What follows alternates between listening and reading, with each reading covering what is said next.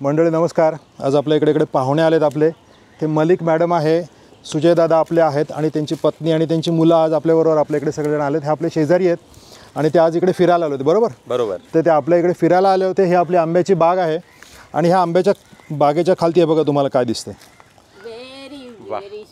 खूप तुम्हाला माहिती याला काय म्हणतात? हापूस आंबा. हापूस आंबा ऑफकोर्स हा हापूस आंबा आहे, पण हा मंडळी सगळ्यात विशेष असा आंबा आहे आणि ह्याला पाडाचा आंबा असं म्हणतात. जसं आपल्या इकडे ताकाला असं म्हणतात की तक्रम शक्रस्य दुर्लभम, म्हणजे जे इंद्राला सुद्धा मिळत नाही ते ताक.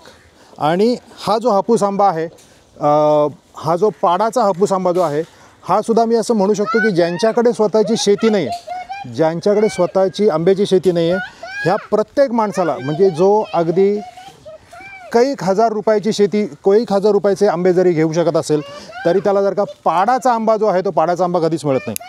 हा पाडाचा आंबा म्हणजे हा आंबा असतो जो झाडावरती डायरेक्ट पिकतो आणि म्हणजे ट्री राइप्ड मैंगोज, इसको जो है इसको ट्री राइप्ड मैंगोज बोलते हैं. आणि ह्याची चव ही आंबट गोड असते. आम्ही इथे सकाळी दररोज खातो भरपूर प्रमाणामध्ये. पण आपण हे जे पर्यटक आहेत, हे जे आपल्या इकडे आलेले शेजारी आहेत आपले, त्यांना विचारूया. आप इसको खा सकते, कोई प्रॉब्लेम नाही. आणि फार चांगला दिसतो फार चांगला आहे. बरं, असा कधी कधी स्पॉन्जी टिश्यू पण असतो. अगेन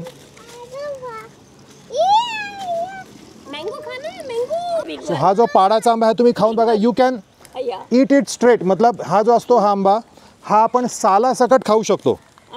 आप उसका जो आउटसाइड स्किन भी है उसको भी खा सकते. परफेक्ट, थैंक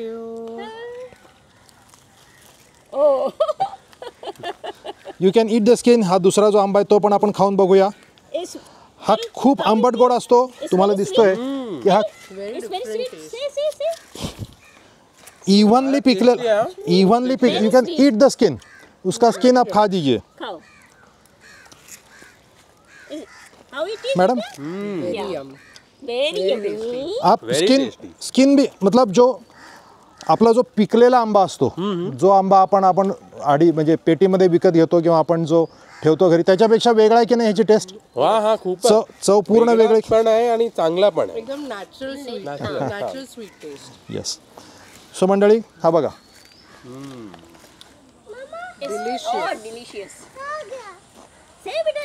ही जी चव आहे ही अनइमॅजिनेबल आहे आणि अशी चव आपल्याला फक्त पाडाच्या आंब्यामध्येच मिळू शकते.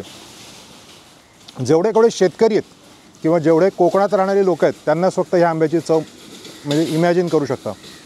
मी ही व्हिडिओमध्ये किंवा कोणत्या प्रकारे लिहून एक्सप्लेन करू शकत नाही. किंवा कदाचित कालिदासासारखा कवी वगैरे असेल किंवा पु ल देशपांडेंसारखा, तर तो कदाचित छान प्रकारे ह्याची एक व्यवस्थित त्याच्याविषयी माहिती सांगू शकतील. अदरवाईज ह्याची चव एक्सप्लेन नाही करू शकत. बरोबर, बिलकुल. त्याच्यासाठी तुम्हाला सगुणा बागेमध्ये यायला लागेल. पुढचे अनेक दिवस आपल्याकडे हे पाडाचे आंबे पडलेले आहेत. आपल्या झाडाखाली भरपूर पडतात, कारण झाडावरचे सगळे आंबे काय आपण काढू शकत नाही. त्याच्यामुळे बरेचसे आंबे पडतात आणि ते खाली आपण सकाळी जाऊन किंवा दुपारी जाऊन वेचू शकतो. धन्यवाद.